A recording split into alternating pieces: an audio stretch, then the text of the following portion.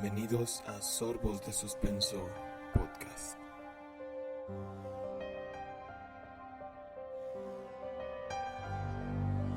Sean bienvenidos a este nuevo episodio aquí en Sorbos de Suspenso Podcast, en donde terminaremos con el caso de la masacre de Columbine. Después de 2 semanas de espera, ya les tenemos. Tal vez más. Bueno, sí. Esperamos que solo hayan sido 2 semanas. Tal vez más. Pero pues ya, aquí tienen la segunda parte de la masacre de Columbine, que pues como ya se imaginarán, este episodio tiene pues los datos más fuertes de pues lo que es esta historia. Tratamos de no ser viscerales ni morbosos, de mantener el contenido un poquito más informativo, más ligero. Pero igual si son sensibles o si consideran que es un tema que puede llegar a ser ofensivo para ustedes, pues les pedimos que vayan y escuchen algo más bonito. Y como saben, si nos escuchan menores o hay pues personas que nos escuchan con sus hijos, sobrinos o algo así, pues es recomendable que primero ustedes escuchen el episodio solos y pues ya vean si creen que es apto para un menor. Y de paso pues ya nos dan doble reproducción. Gracias. Transmitiendo no en vivo de Guadalajara para el internet, yo soy Ivette Padilla. Y yo, Efraín Cabañas. Detrás de micrófonos, Matt Sepúlveda.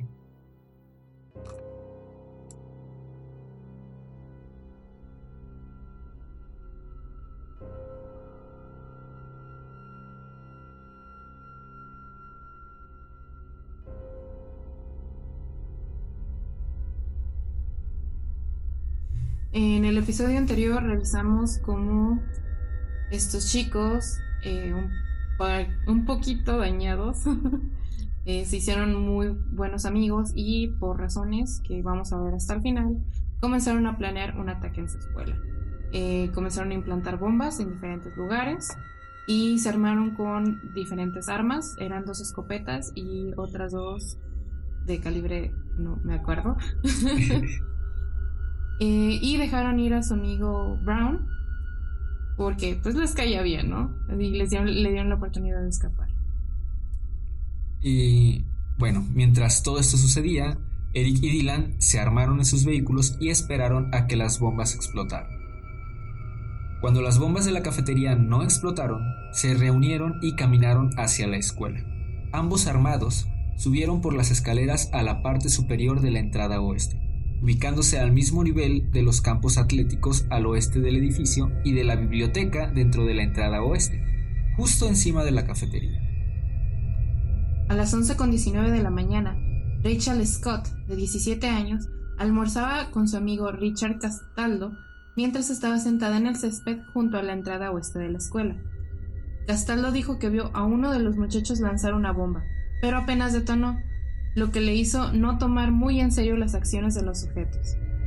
En ese momento, un testigo oyó a Eric Harris gritar: "¡Vaya, vaya!". Los 2 atacantes sacaron sus armas, las cuales estaban ocultas en sus gabardinas, y comenzaron a disparar contra Castaldo y Scott. Rachel Scott fue impactada 4 veces y murió al instante. Castaldo fue impactado 8 veces en el pecho, el brazo y el abdomen, perdiendo el conocimiento. No se sabe quién disparó primero. Sin embargo, Eric fue quien disparó y mató a Scott, y Castaldo reportó que Scott fue impactada antes que él. Eric se quitó su gabardina y apuntó con el arma de 9 milímetros por la escalera oeste hacia 3 jóvenes: Daniel Rohrbuch, Sean Graves, de 15 años, y Lance Kirkland, de 16 años.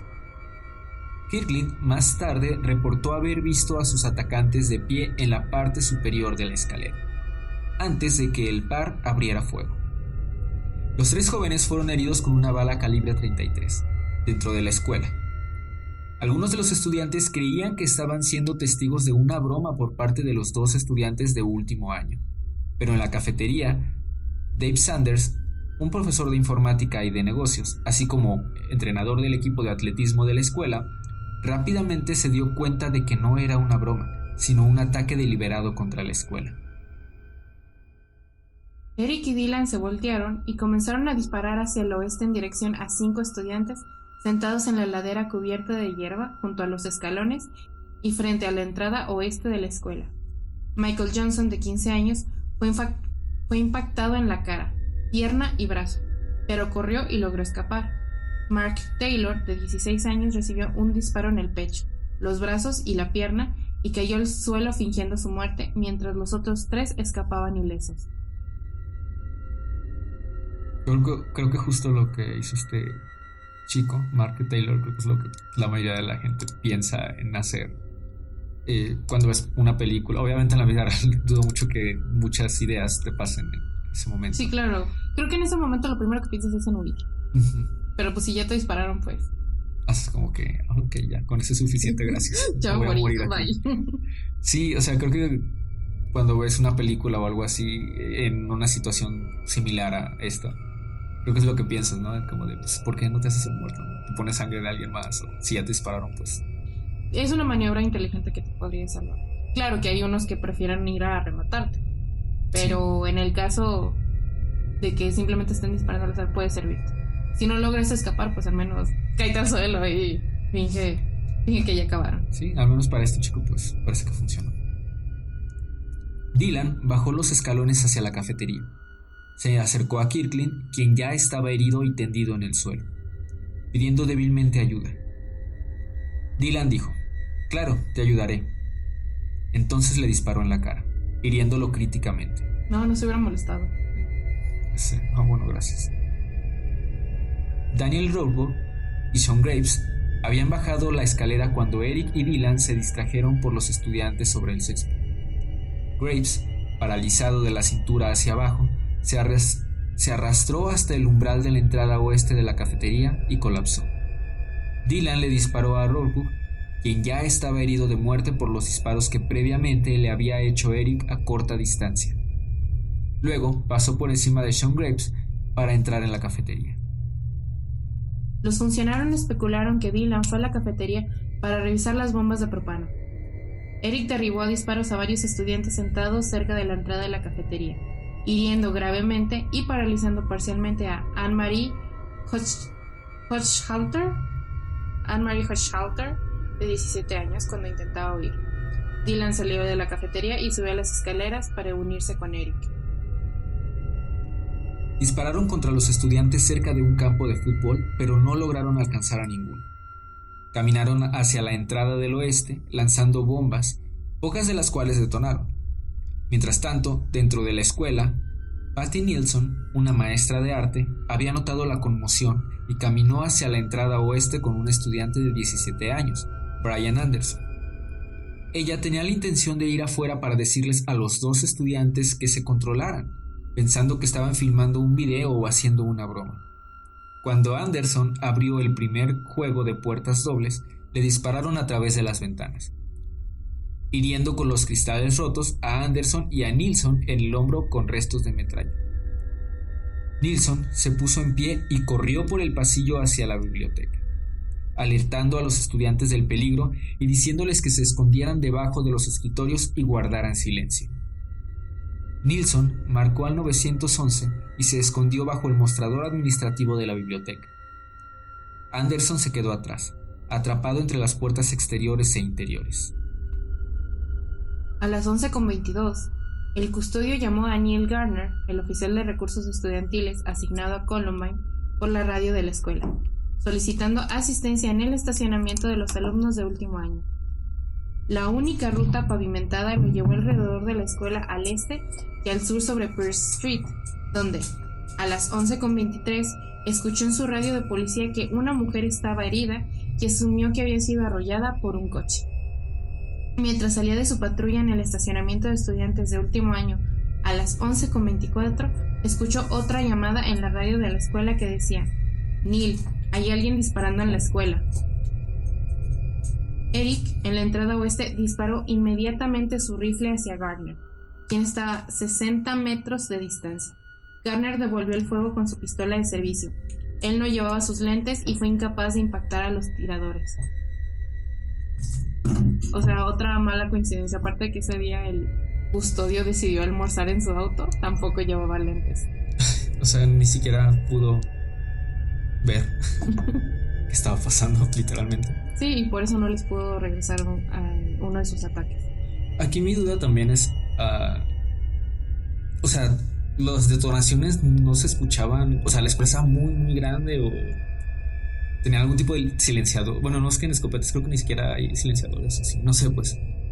Pero me imagino que sí, la escuela... Es que las escuelas en Estados Unidos son muchísimo más grandes que aquí en Latinoamérica. Porque ellos tienen obviamente su gimnasio, tienen una gran biblioteca, tienen muchísimos tipos de aula. Entonces me imagino que sí, o sea, claro que se escuchaban, pero solo en las aulas cercanas. En las aulas lejanas podías llegar a escuchar un tronido. Y como por ejemplo esta maestra de arte que pensaba que eran dos estudiantes, se está haciendo barullo.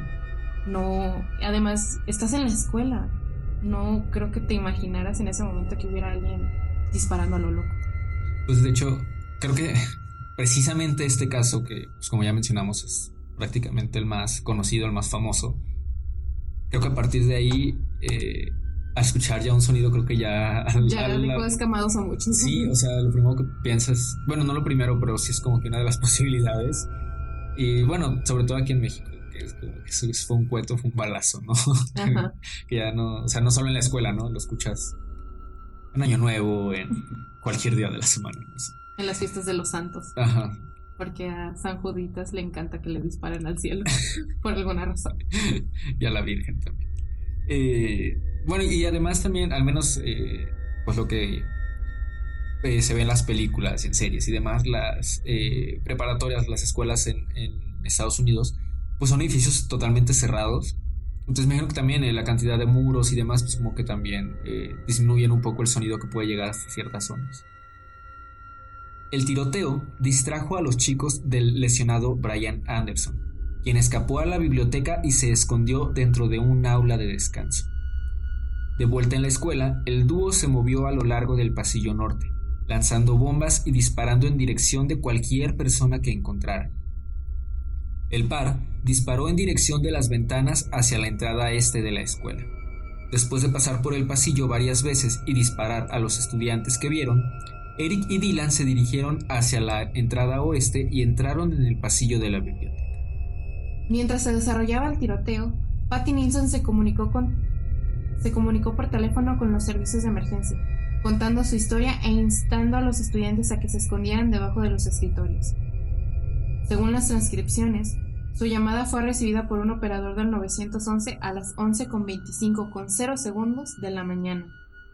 El tiempo de la llamada desde que contestaron hasta que los tiradores entraron a la biblioteca fue de 4 minutos y 10 segundos.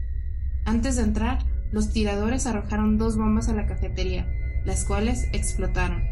Arrojaron otra bomba al pasillo de la biblioteca. Este estalló y dañó varios casilleros.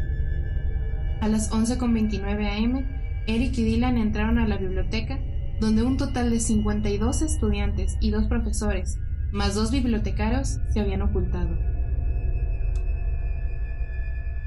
Al ingresar, Eric gritó: ¡levántense! El grito fue tan fuerte que pudo ser escuchado en la grabación del 911 de Patty Nilsson a las 11:29.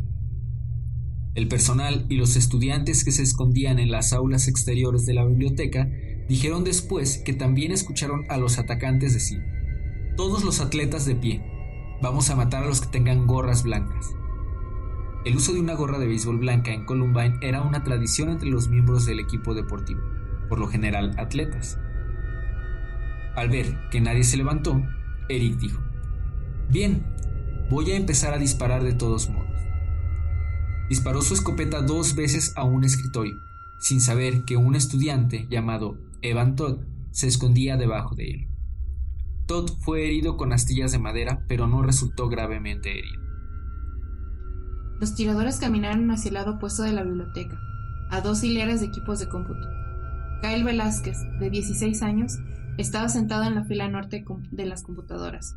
La policía más tarde dijo que no se había ocultado debajo del escritorio, cuando Eric y Dylan habían entrado por primera vez a la biblioteca, pero se había cubierto debajo de una de las mesas.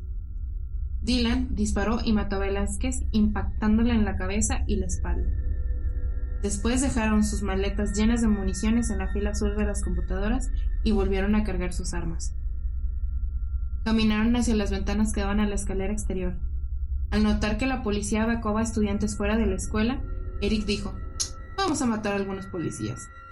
Ambos comenzaron a disparar por las ventanas en dirección a ellos, quienes devolvieron el fuego, pero nadie resultó herido en este cruce.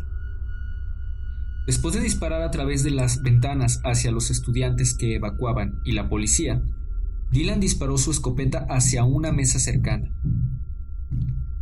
hiriendo a 3 estudiantes: Patrick Ireland, Daniel Stapleton y Mackay Hall. Acto seguido, se quitó su gabardina. Cuando Dylan disparó a los 3, Eric tomó su escopeta y caminó hacia la fila inferior de los mostradores con computadoras, disparando un solo tiro bajo el primer escritorio sin mirar. Impactó a Steven Curnow, de 14 años, con una herida mortal en el cuello. Después disparó debajo de la mesa adyacente, hiriendo a Casey Ruxer, de 17 años, con un tiro que pasó completamente a través de su hombro derecho y mano, también rozando su cuello y cortando una arteria importante. Cuando empezó a jadear de dolor, Eric le dijo: deja de quejarte. Ah, sí, claro, por supuesto. Ay, disculpe, dispense, señor asesino. Eric se acercó a la mesa frente a la fila inferior de las computadoras. Golpeó la superficie 2 veces y se arrodilló diciendo: Peekaboo, que es... no existe una traducción tal cual. Es un juego de niños. Aquí en Latinoamérica es el como onta bebé, que se ponen las manos en la carita y onta bebé. En Estados Unidos se utiliza el peekaboo. Eric había estado sosteniendo la escopeta con una mano en este punto y el arma golpeó su cara por la fuerza del disparo, rompiendo su nariz. Los informes iniciales surgieron que Harris le preguntó a Bernal: ¿crees en Dios? A lo que respondió que sí, antes de morir. Sin embargo, 3 estudiantes que fueron testigos de la muerte de Bernal, incluyendo a Emily Wyatt, quien se había ocultado debajo de la mesa junto con ella, han testificado que Bernal no intercambió palabras con Harris después de su burla inicial, aunque Wyatt había estado rezando antes de su asesinato. Y qué curioso que me tocara este párrafo, porque yo quería tocar este tema. Una de mis bandas favoritas, llamada Flyleaf, tiene una canción llamada Casey, dedicada a Casey Bernal, ya que esto es algo que a mí, tal vez erróneamente, me dio mucha risa, pero Casey fue prácticamente canonizada por este rumor de que la mataron por creer en Dios. Esto no ocurrió. Ya oficialmente se estableció que simplemente le dijo peekaboo y disparó. La mató. Sin embargo, cuando surgió el rumor de que había sido por Dios, todos los creyentes se volvieron locos y se hizo un show mediático alrededor de Casey. Oficialmente querían llevarla o sus restos, algo así, para un proceso de canonización, para convertirla en una santa mártir.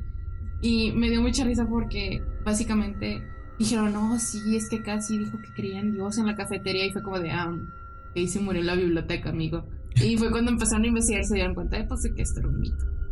Y pues el teatro de la canonización se les cayó. Casey murió, obviamente es una muerte inocente, era una chavita de 17 años, no merecía, pero tampoco era una santa. O sea, para que la convirtieran en una santa. Pues todas las que le hicieron canciones pues quedaron como dicen ahorita, como payasos. Entonces, y la canción que te escribí, mija. Pero pues ya, se sabe que no fue así. Sí. Igual la canción es muy buena.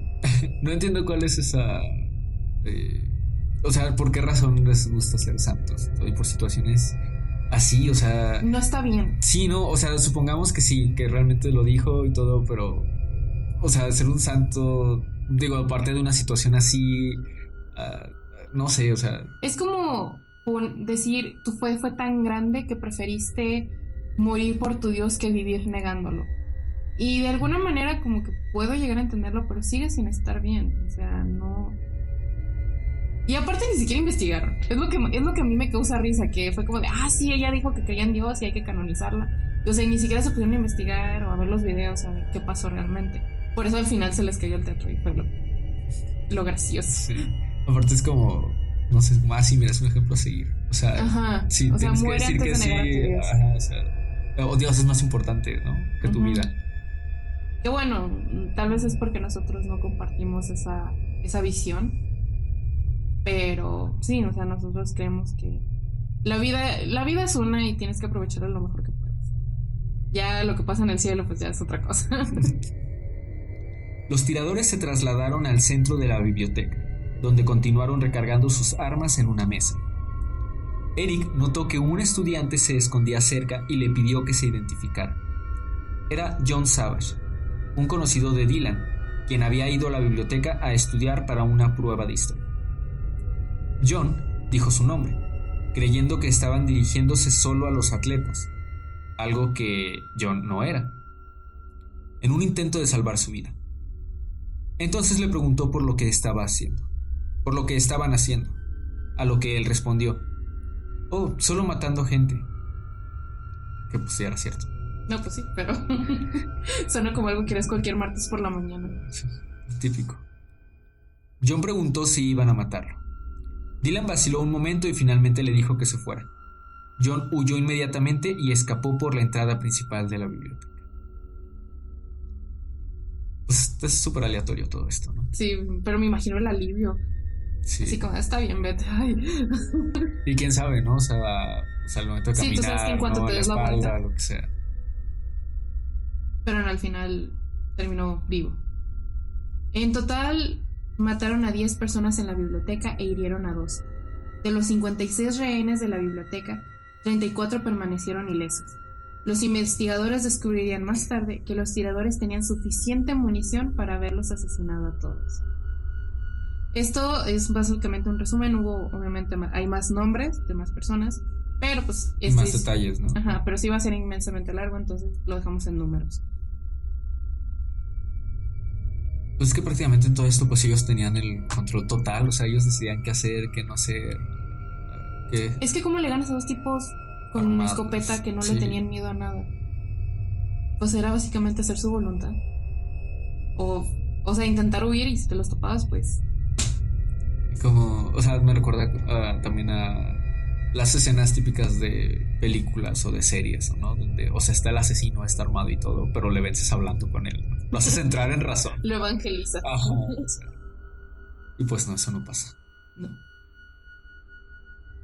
Varios testigos mencionaron más tarde que escucharon a Eric y a Dylan comentar que ya no encontraban emoción al disparar a sus víctimas.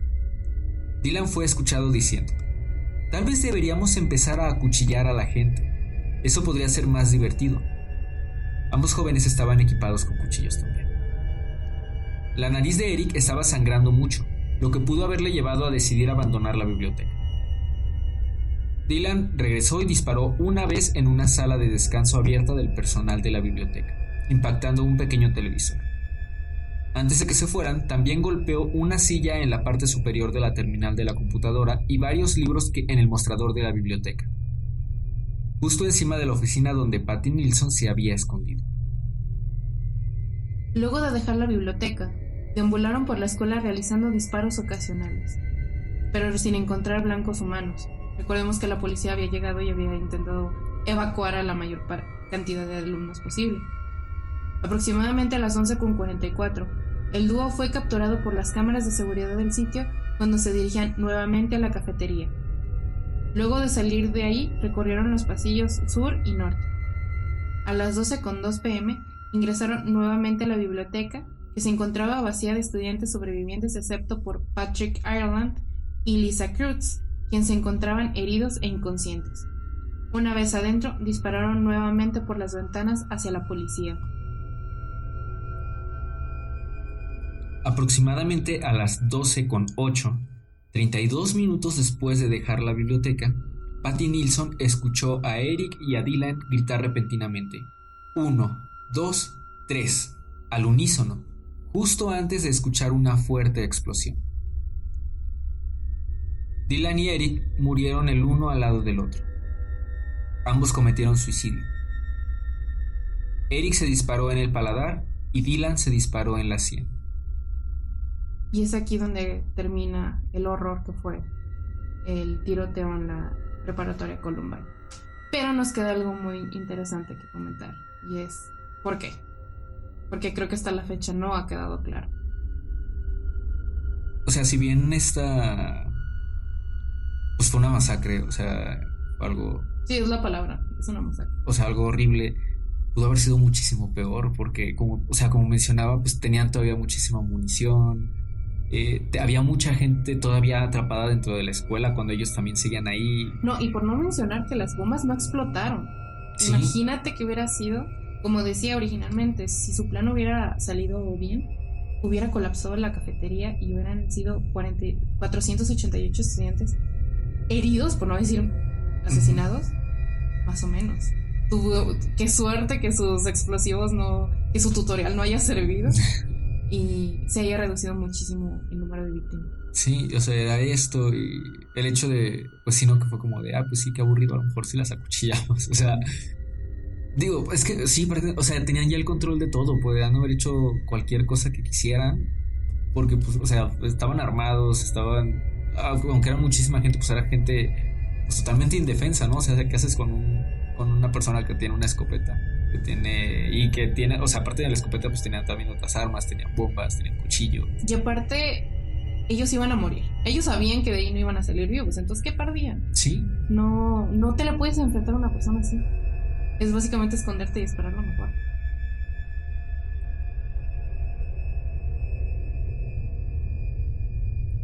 Y bueno, si bien aquí terminó básicamente todo, mientras nosotros en el capítulo pasado les relatamos la vida de estos chicos, que puede que no hubiera sido la vida ideal, pero a diferencia de otros, de nuevo regresando al episodio anterior de Richard Ramírez, pues no parecían tener una vida terrible o algo que los motivara a hacer lo que hicieron.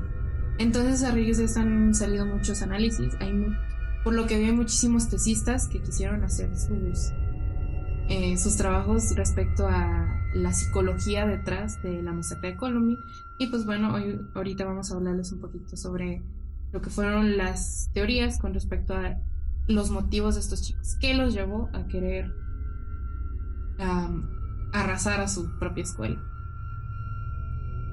El tiroteo fue planeado como un ataque que causaría la mayor cantidad de muertes en la historia de Estados Unidos. Pero el motivo nunca se ha determinado con ningún grado de certeza. Poco después de la masacre, se pensó que Eric y Dylan apuntaban a deportistas negros y cristianos. Ambos buscaron proporcionar respuestas en las revistas y cintas de video, pero los investigadores las encontraron deficientes. En una carta proporcionada con el informe del 15 de mayo sobre el ataque de Columbine, el alguacil John Stone y el alguacil John Dunaway escribieron que no pueden responder la pregunta más fundamental: ¿por qué? Y es aquí donde entran algunas teorías. La primera es la teoría del FBI, quien concluyó que los asesinos eran víctimas de una enfermedad mental. Eric era un psicópata clínico y Dylan era depresivo. Como dije, Dios los hace y ellos se juntaron, que fue una receta para el desastre. El Dr. Dwayne Fusilier, el supervisor a cargo de la investigación de Columbine, comentaría más tarde: creo que Eric fue a la escuela a matar y no le importó si moría, mientras que Dylan quería morir y no le importaba si otros morían con él. Pues, o sea, suena un poquito lógico, pero a la vez, pues creo que igual sigue sin responder como un por qué, ¿no? Bueno, pues básicamente su teoría es que estos vatos estaban enfermos, fin. No, sin darle más vueltas al asunto. Pues sí, pero no hay como o sea, no sé, a lo mejor el detonante o en qué momento, como, está bien, sí, o sea, vamos a pasar de que esto sea una plática de sí, vamos a hacerlo, a de verdad ya estamos consiguiendo las armas, estamos haciendo las pruebas con las bombas y demás. Como mencionamos, en abril de 1998, un año antes del tiroteo, Eric escribió una carta de disculpa al propietario de la camioneta como parte de su programa. Casi al mismo tiempo se burló de él en su diario, afirmando que creía que tenía derecho a robar algo si quería. El tema más frecuente en los diarios de Dylan es su deseo de suicidio y la desesperación privada por su falta de éxito con las mujeres, a lo que se refiere como una tristeza infinita. Él había documentado repetidamente sus deseos de suicidarse y su comentario final en las cintas del sótano, poco antes del ataque, es una declaración de resignación hecha mientras mira lejos de la cámara. Solo sé que voy a un lugar mejor. no le gustaba demasiado a la vida. La teoría del FBI fue utilizada por Dave Cullen para su libro Columbine de 2009. Eric fue representado como el cerebro, con un complejo de superioridad a nivel maniático y con la esperanza de demostrar su superioridad al mundo. Dylan fue un seguidor que participó principalmente en la masacre como un medio para simplemente terminar con su vida. Esta teoría ha sido criticada, ya que citan el hecho de que Dylan, no Eric, fue el primero en mencionar una ola de asesinatos en su diario. También citan evidencia de que Eric también estaba deprimido, como su receta de antidepresivos que se menciona a continuación. Que bueno, volvemos a lo mismo, los dos tenían problemas mentales bastante graves, quizás sus familias no lo notaron, o quizá nunca se les dio la importancia que debía. Y yo siento que es muy importante que todos, como sociedad, estudiemos este caso porque nos deja muchas lecciones importantes. La primera, y la vemos aquí claramente, poner atención a lo que es la salud mental, a que un psicólogo es realmente vital para las personas, porque sus padres tal vez nunca lo vieron venir. Simplemente me imagino que les llamó la policía y le dijeron, ¿sabes dónde está su hijo?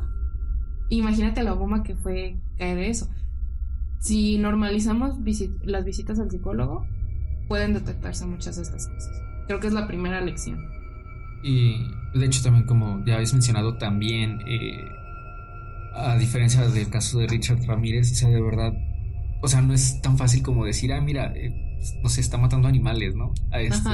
Seguramente tiene problemas, ¿no? Hay que ver al psicólogo, es un potencial homicida. O sea, no todo es como tan claro, de verdad. Es muy complicado. Digamos que si las cintas del sótano hubiesen llegado a sus padres, por ejemplo, en periodos anteriores, pues igual y sí lo hubieran notado, pero todo esto lo hacían ellos dos solos. Y la mayoría lo veía como una amistad normal. Eran muy unidos y usualmente cuando un padre se queja de que alguien tenga un amigo tan cercano. Sobre todo porque pues trabajaban, iban a clases de bolos y también les gustaba mucho ir a la bolera a jugar. Yo no vería que mi hijo yo no vería mal a mi hijo para hacer todo eso. Lo tenían bien oculto. Sí, creo que tal cual nadie esperaba que esto sucediera, ¿no? Porque incluso tampoco se menciona, no sé, o sea, desconozco esa parte. Si, o sea, ya sabemos, pues Estados Unidos, ¿no? Armas, o sea, no es como que sea tan difícil de conseguir. Pero, pues en muchos casos que la familia tiene armas en casa y demás, pero en este caso no se menciona que... Sí. ¿Sí? Ah, okay. Sí, le pidieron a un par de amigos que eran un poco mayores que si les podían conseguir, y los amigos con gusto se las... No sé, sí, pero me refiero a directamente los padres, porque hay casos así, o sea, que de hecho hay casos de niños, o sea, de niños pues, que... cuando menos Eric, su padre pues era militar.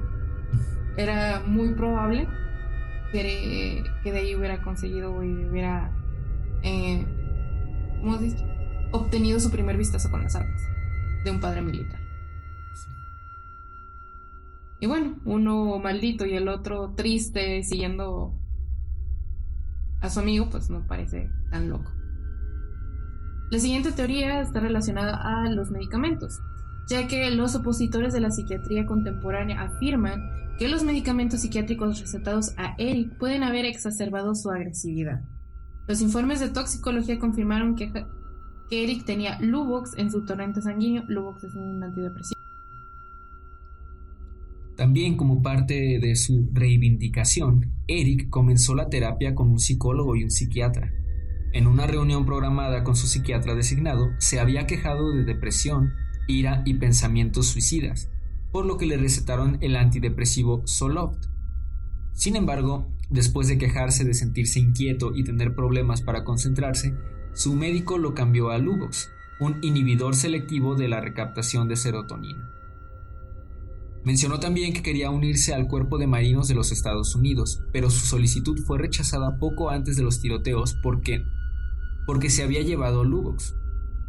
Según el oficial de reclutamiento, Eric no estaba al tanto de este rechazo, aunque Brooks Brown dijo que sí.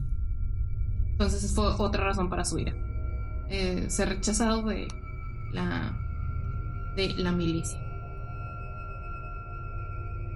Eric continuó sus reuniones programadas con el psicólogo hasta unos meses antes de la masacre. Es todo lo que se sabe. Sin embargo, a mí me causa mucha disonancia, ya que los antidepresivos usualmente no son medicamentos que te aceleren o te hagan sentir inquieto. Usualmente, hasta donde tengo entendido, son medicamentos que te hacen sentir tranquilo y que sí, o sea, tienen un funcionamiento con la serotonina, pero bueno, yo no soy psiquiatra. De hecho, bueno, aquí esta parte de los medicamentos me recordó un poquito a...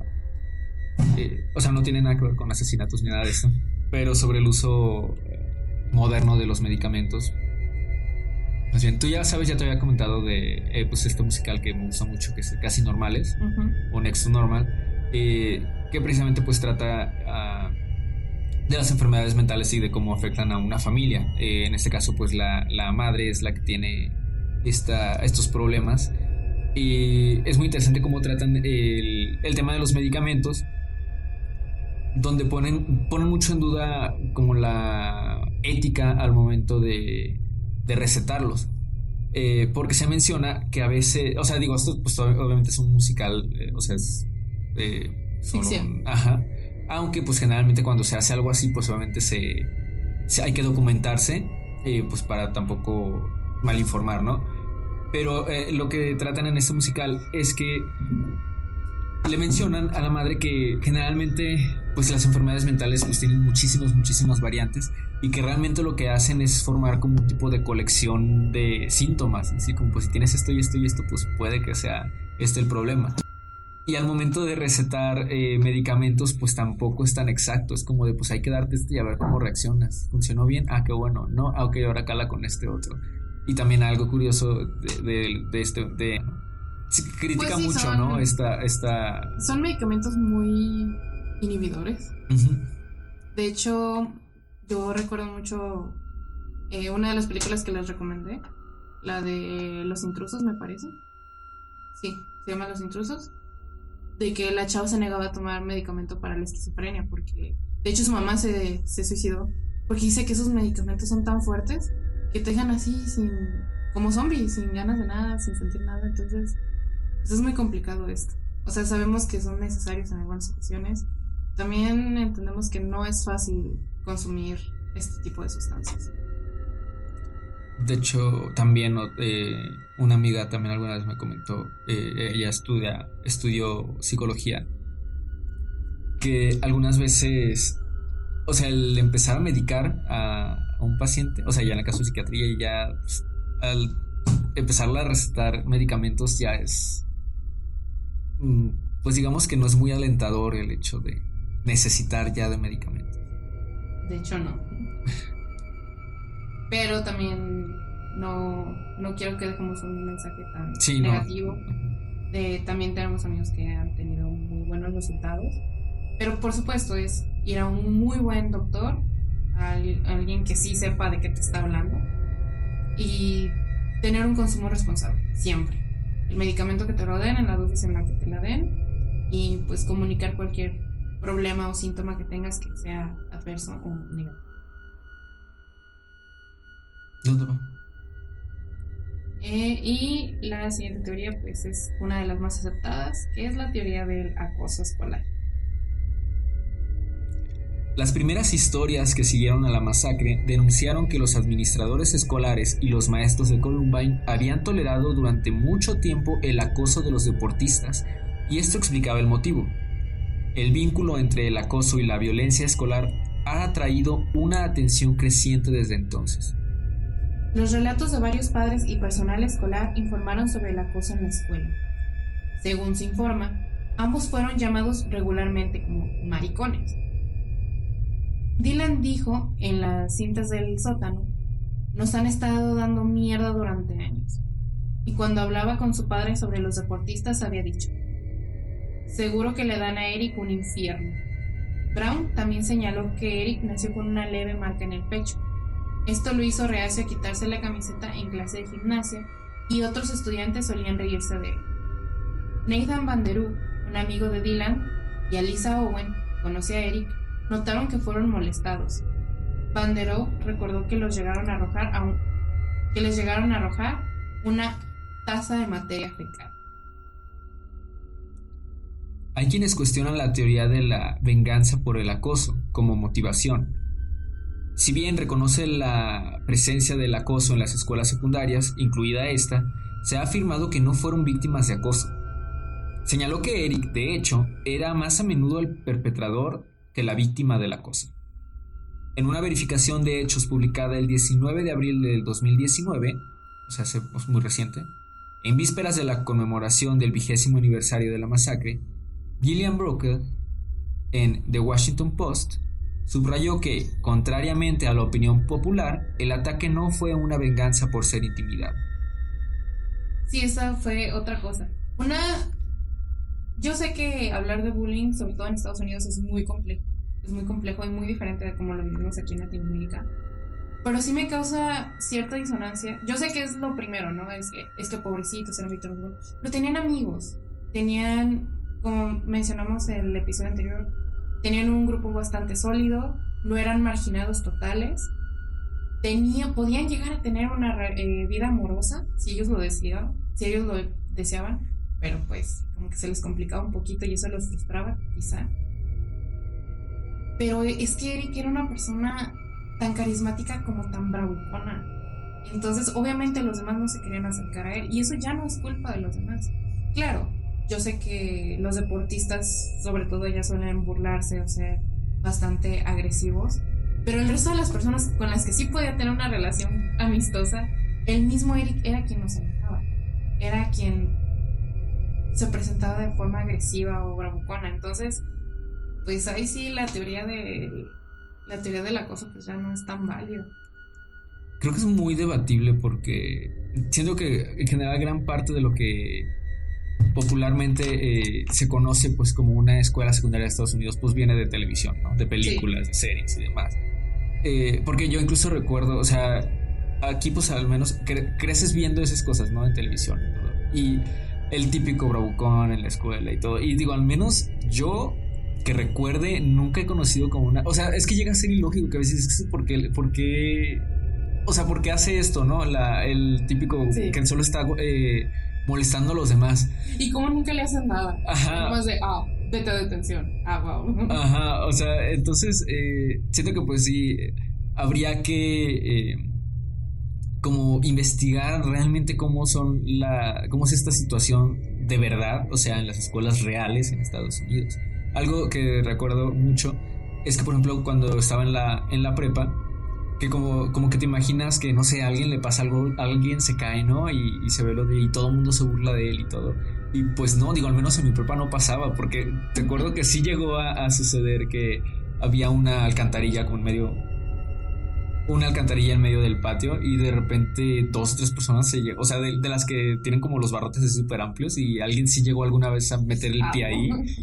Y pues no, o sea, y el patio pues lleno de personas, ¿no? O sea, pues acá cada quien en su grupito, y digo, a lo mucho pues como que volteabas a ver como, manches, se me cayó, ¿no? O tal vez había quien se reía, pero pues como que todo, pues acá digamos discretamente o así, ¿no? O sea, digamos no como una burla tal cual. Más empática. Ajá, sí, o sea, no era como esa típica burla, o sea, apuntar con el dedo, o sea, no, son cosas que no pasan, pero que como que a veces las esperas porque es lo que te han mostrado todo el tiempo de la típica vida americana. Que sí pasan, pero pasan en un contexto mucho más reducido.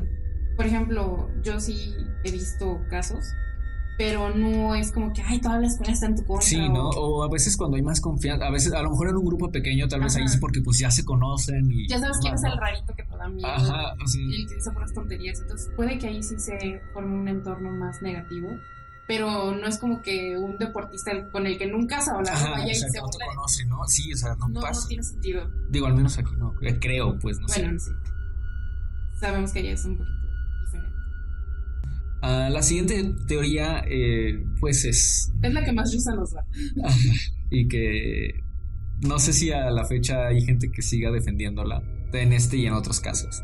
De hecho, hay un caso que, bueno, no sé si tal vez más adelante en otro episodio lo vayamos a mencionar, pero bueno, es una teoría sobre videojuegos, ya que pues los Nintendos.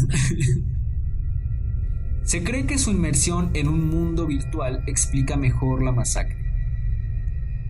aunque Brooks Brown no está de acuerdo con que los videojuegos hayan causado la masacre, está de acuerdo con que los elementos de su plan provienen de los videojuegos. Aquí, pues es que... Mira, Doom es un juego muy violento. De hecho, todo este caso causó una gran polémica ese videojuego. Personalmente no me gusta, tiene tintes bastante machistas y sí es un juego muy, muy de los 90s. Pero tampoco me parece que jugó un juego de disparos a huevo, él quiso disparar y matar a todos. Tal vez, como dijo Bruce Brown, tal vez sí se inspiraron un poco ahí, pero el videojuego no les dijo vayan a su escuela y mátenlos a todos. Ellos querían hacerlo y simplemente tomaron un poco de inspiración del juego, pero no fue culpa del juego per se. Sí, o sea, es que hasta cierta forma, a cierto punto puede ser no un detonante, pero pues sí como que ya le da una idea, pero pues es porque, o sea, el daño mental viene de otro lado, o sea, no es como que el videojuego fue el que tuvo la culpa. No. O sea, es como, no sé, o sea, pues un pirómano, ¿no? O sea, es como, ay, no, cancelen el fuego, o sea... Cancelen al fuego. O sea, a veces, no sé, o sea, realmente... No, creo que no hay como... No puedes decir que el videojuego tuvo la culpa. Además, no. Puede que no haya tenido algo que ver, o sea... Es que no sé cómo explicarlo. Pero... No, o sea, siento que... De cierta forma sí puede ser como... pues si no, ves cómo entre comillas, cómo se utiliza un arma, ves lo que puede hacer una bomba. Pero nada más. Pero eso no quita el hecho de que buscaron otros lados y de que la ira interna que sentía sobre todo él y que quería descargar contra sus compañeros, eso no se lo enseñó el juego. De hecho, no estoy segura, pero según yo, Doom es contra robots o contra aliens, algo así. Es un juego clásico. Entonces, la idea que él tuvo de hacerlo precisamente en su escuela y investigar a fondo los horarios y cómo hacer bombas, eso fue algo que salió de su mente. Eso era algo que él quería hacer. Entonces, el haberle prohibido, por ejemplo, imaginando que él nunca hubiera jugado videojuegos, si él hubiera visto alguna vez una película de guerra o una película de algún asesino, hubiera tenido la idea igual, hubiera obtenido la misma inspiración. El videojuego no cambió nada, a nuestro punto de vista. Y sí, la verdad nos parece una teoría muy de señora. Muy de fueron los Nintendo. El típico... Fue Pikachu. La conferencia esta que está muy en internet de un evangelista, no sé qué es, con el videojuego de Resident Evil, que es como, significa mal y que no sé qué, no se da mucha risa. Pero pues sí, o sea, esto no es una teoría. Eric y Dylan eran fanáticos de los videojuegos de disparos como Doom, Quake, Duke Nukem 3D y Postal. Un archivo en la computadora de Eric decía que la masacre será como los disturbios de Los Ángeles, el bombardeo de Oklahoma, la Segunda Guerra Mundial, Vietnam, Duke y Doom, todo mezclado. En su última entrada de diario, Eric deseaba obtener algunos fragmentos adicionales en el marcador. Después de la masacre, se alegó que Eric creó en Doom y en Duke Nukem 3D niveles que se asemejaban a la escuela, pero nunca se encontraron. Quiero que tengan precisa atención en esto. ¿Será como los disturbios de Los Ángeles, el bombardeo de Oklahoma, la Segunda Guerra Mundial? No, fue el videojuego. O sea, no es como que en Estados Unidos estén expuestos a una gran cantidad de violencia, porque Estados Unidos es un país bélico. Eso nadie lo puede negar. Pero exactamente, o sea, el niño vive con toda la violencia a su alrededor y no, fue Doom.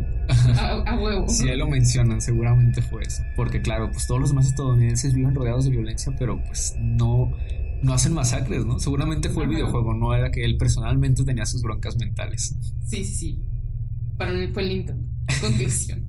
Entonces sí, no queremos restar la importancia, sabemos que pues un videojuego violento, hay videojuegos que son excesivamente violentos, pero de todos modos es ridículo que en un ambiente lleno de violencia, con una persona que denotó en varias ocasiones tener problemas mentales, quieran... Manejo de ira, o sea, necesitaba manejar su ira. Ajá. Era una persona que estaba enojada consigo misma, enojada con el mundo, enojada con sus padres, y quieran atribuirle todo este enojo a un juego. Sí. Es ridículo. De hecho, el otro caso que mencionaba, pues prácticamente también, o sea, lo vincularon mucho al juego porque no voy a dar muchos detalles por si más adelante por si algún día lo hacemos. También no sé por qué pues involucra. Bueno, es un tanto complicado, ¿no? El caso. Pero pues precisamente se mencionaba que prácticamente todo se desató por un videojuego, ¿no? A lo mejor ya con lo que voy a decir algunos tal vez conozcan el caso. Pues eran unos vecinos, jugaban y uno por alguna razón se enojaba o algo así, iba y mataba al otro, ¿no? O sea, obviamente, pues digamos que, pues, o sea, el problema era que no sabía manejar esa ira o ese enojo, esa frustración de perder un videojuego, pero no es como que el videojuego tenga la culpa como tal.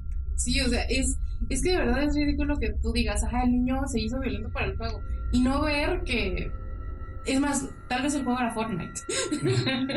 O sea, hay que entender que un videojuego es igual a una película, es igual a una serie, es contenido gráfico de ficción con el que tú puedes entretener un rato.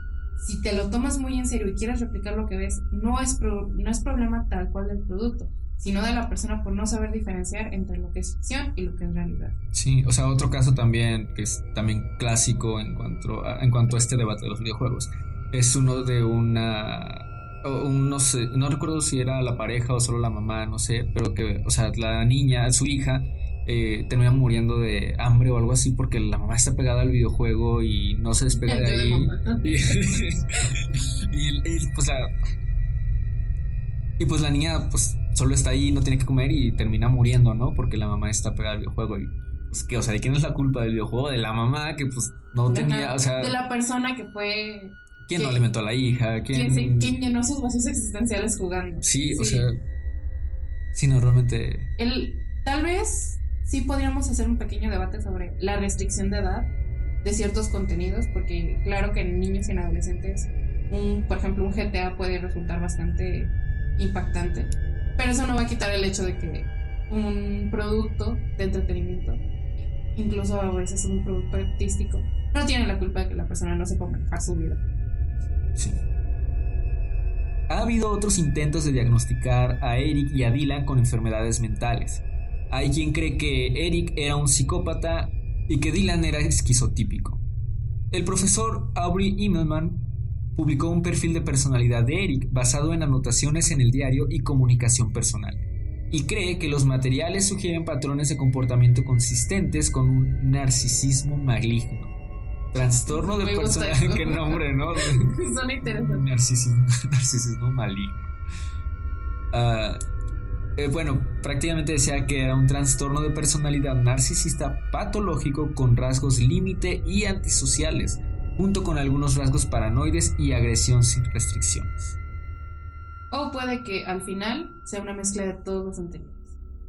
Como dicen, un poquito de esto, un poquito del otro, y se formó algo terrible. Una colección de síntomas, ¿no? Ajá. O sea, puede que sí estuvieran enfermos mentales, puede que también, sí, porque no, que agarraran ideas de lugares equivocados, no precisamente el videojuego, pero sí de las masacres, que son súper populares. Puede que también hayan tenido alguna enfermedad como esquizofrenia, como lo mencionaba, narcisismo maligno. Y al final todo se conjuntó. Al final nada está comprobado hasta la fecha. Pero pues ustedes pueden quedarse con la teoría que les guste, pueden hacer su propia teoría. Puede que sí, sea un poquito de todo. Finalmente, después del tiroteo de Columbine, las escuelas en los Estados Unidos instituyeron nuevas medidas de seguridad, como mochilas transparentes, detectores de metales, uniformes escolares y guardias de seguridad. Algunas escuelas implementaron la numeración de las puertas de las escuelas para mejorar la respuesta de la seguridad pública. Varias escuelas en todo el país recurrieron a exigir que los estudiantes usen identificaciones generadas por computadora.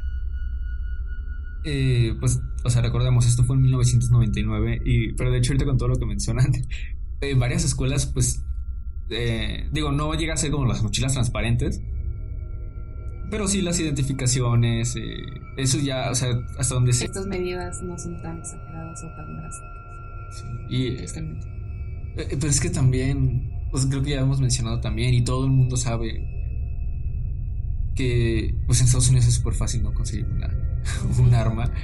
Tienen máquinas expendedoras casi con sí, revólveres, ¿no? O sea, todas las medidas de seguridad, y que digamos que hasta cierto punto dices, bueno, no está de más, ¿no? Uh-huh. Pero pues el problema, pues todos saben que es más grande que eso. Sí. Las escuelas también adoptaron un enfoque de tolerancia cero a la posesión de armas y el comportamiento amenazante de los estudiantes. A pesar del esfuerzo, varios expertos en ciencias sociales sienten que el enfoque de tolerancia cero adoptado en las escuelas se ha implementado con demasiada dureza, con consecuencias no deseadas que han creado otros problemas. A pesar de las medidas de seguridad que se implementaron a raíz de la tragedia en Columbine, los tiroteos escolares continuaron ocurriendo en los Estados Unidos, incluidos los tiroteos en Virginia Tech, Sandy Hook Elementary School y Stoneman Douglas High School. Algunas escuelas renovaron las políticas anti-bullying existentes que poco han servido. Es que siento que en especial este caso es muy difícil porque... Es complicado. Porque sí, o sea, no sé, o sea, actualmente todos saben y pues sí queremos solamente evitar como que ciertos chistes, ¿no? Pero yo creo que todo el mundo ha visto y a gran parte también les da risa. A mí personalmente sí me da risa. Los memes perdón. Perdón. Pues los memes, ¿no? Que cuando el callado de la clase te dice que vayas al baño o algo así, ¿no? Y pues hacen referencia pues a este tipo de sucesos, ¿no? Pero pues está como que este cliché, ¿no? Como que sí, el típico callado de clase, el raro del salón, el que se sienta al fondo. Y siento que en este caso en especial creo que no había como... O sea, como que mucho que mencionar para decir que era posible que en específico estos dos chicos pudieran haber hecho algo así. O sea, siento que no era como tan fácil detectar que había un problema tan fácil o tan con obvio, ellos. Sí. Tal vez sí hubieran dado señales de que algo andaba mal en esa cabecita, pero lo mantenían tan privado, tan entre ellos dos, que sí, o sea, era... No creo que ninguno de sus compañeros hubiera creído que algo así hubiera podido pasar. Claro, ahorita los estudiantes están un poquito más escamados, porque ya saben que esto es una realidad y que se ha repetido en múltiples ocasiones. Entonces ya más o menos... Yo siento que si yo fuera estudiante de Estados Unidos, sí diría, ¿quién puede crear un tiroteo? A ver, fulano se ve misterioso, sutano es demasiado callado.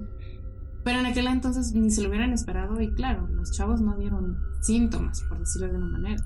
De hecho, también hay un video de concientización en YouTube que me gusta mucho. A mí los videos de concientización me gustan mucho porque son muy crudos. O sea...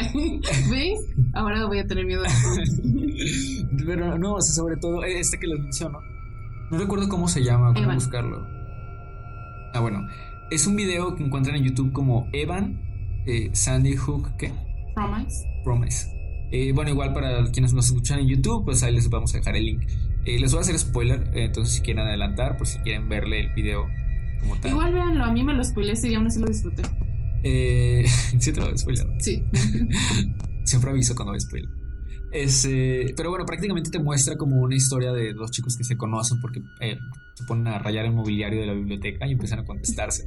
El punto es que pues te van llevando como en esta historia y así como a decir qué bonito, hasta que al final se conocen. Y justo en ese momento llega un tiroteo que pues prácticamente te lo esperas desde la nada. Y te muestran que durante todas las escenas que ya has visto hasta ese momento de los otros dos chicos conociéndose, de fondo está este otro chico que prácticamente va a ser el tiroteo. Este chico que va a ser el tiroteo. Y cómo muestra algunas señales, que es como estar viendo revistas sobre armas. Está en biblioteca y está en la computadora buscando, creo que compra de armas o algo de ese estilo. Pero pues no te das cuenta porque tú estás pues viendo a los otros en su historia chicos, romántica, ¿no? En su historia romántica.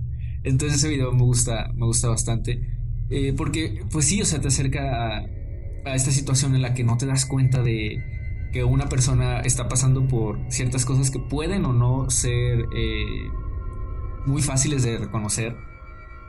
Banderas rojas. Ajá. De hecho, hay una película basada en este caso. No es idéntica, o no es como que es la historia de Columbine. Es una historia de un tiroteo escolar basado, y se nota que está basado en Columbine, que se llama Elephant. Y me gusta mucho el título porque está basado en la expresión de elephant in the room, lo que en español sería un elefante en la habitación. Es cuando hay algo muy obvio que todo el mundo debería ver, pero nadie lo está viendo. Y me encanta porque el director quiso retratar eso. El cómo muchas veces estas cosas son súper obvias y nadie parece querer prestarles la atención debida hasta que ocurre.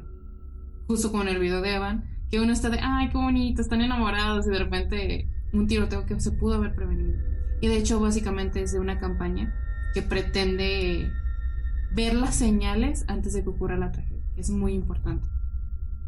Bueno, y finalmente de nuestra parte decir que obviamente todas las acciones que ocurrieron aquí no estuvieron bien, no las estamos aprobando, y que sí los queremos motivar a ustedes, sobre todo si son estudiantes o si tienen familiares estudiantes, muchos padres de familia que nos escuchan, que aprendan a ver señales, que comprendan que la salud mental es igual de importante que la física, y que, claro, o sea, atendiendo este tipo de signos podemos evitar muchas tragedias, tanto para los demás como para nosotros mismos y nuestra familia. Y aquí también, hablando un poquito más específico en el caso pues de las escuelas y demás, la verdad a veces no es tan complicado de verdad acercarte a platicar con una persona que parece que no tiene amigos o que está como apartada del resto, ¿verdad? A veces lo único que necesitan es pues que alguien más les hable. Sí, un poco de amabilidad. Así que, si bien entendemos que no es obligación de nadie ser niñera ni chaperón, si en tu poder está sonreírle o incluirlo en tu equipo, preguntarle si quiere salir con ustedes a comer pizza, no sé, las típicas cosas que se hacen en las escuelas, pues hazla. De parte de una persona con ansiedad social se los dice, que muchas veces esas personas simplemente tienen miedo de hablar. Es muy complicado para ellas, yo lo entiendo perfectamente. Así que un pequeño gesto puede hacer una gran diferencia en la mayoría de los casos. Con Dylan y Eric pues no, porque sí tienen amigos, pero bueno, ellos son un caso muy especial, y creo que es parte de que el hecho de que la masacre haya sido tan popular, porque realmente nunca encontraron un porqué sólido. Sí, pues como ya escucharon había varias teorías, pero pues realmente no hay nada. Fue el Nintendo. Conclusión. Fueron los Nintendo.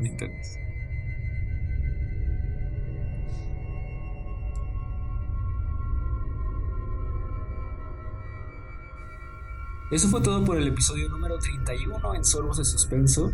Y pues el final de la historia de la masacre de Columbine, que pues ya vieron que no es una historia muy bonita, como ninguna de las que contamos aquí. Sin embargo, esperamos que se unan a nosotros a nuestro debate para determinar cuáles fueron las posibles causas y que se lleven algo bueno con ustedes. El tratar de entender a las personas, entender que la importancia de la salud mental, del consumo responsable de los medicamentos y de cualquier otro motivo que ustedes hayan analizado junto a nosotros. Y bueno, sobre todo para que estas cosas no se vuelvan a repetir. Sabemos que es complicado, sabemos que el uso de armas es un tema súper delicado en Estados Unidos, pero ahí se lo llevan de tarea, al menos para que sea algo que abone a ustedes como personas. Ya saben que pueden escribirnos sus comentarios en YouTube, mandarnos mensaje privado en Facebook, en Instagram. Este caso pues en especial que ya tiene, a pesar de que es relativamente reciente, pues ya tiene sus años. Y también puede haber información que tal vez nosotros no sabemos y que ustedes en algún otro medio escucharon o leyeron. Entonces también sería interesante si nosotros la comparten por nuestras redes sociales. Recuerden que pueden seguirnos en nuestras redes, que es Facebook, Instagram. Si nos escuchan en YouTube, pues escúchenos en Spotify. Si están en Spotify, pues escúchenos en YouTube. Regálenos un like, suscríbanse.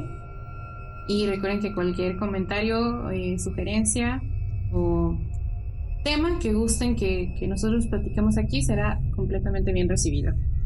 Recuerden que también ya tenemos habilitado nuestra cuenta de PayPal por si alguien quisiera apoyarnos. El link es paypal.me/sorbos de suspenso, y pues también les dejamos el link en la descripción del video de YouTube.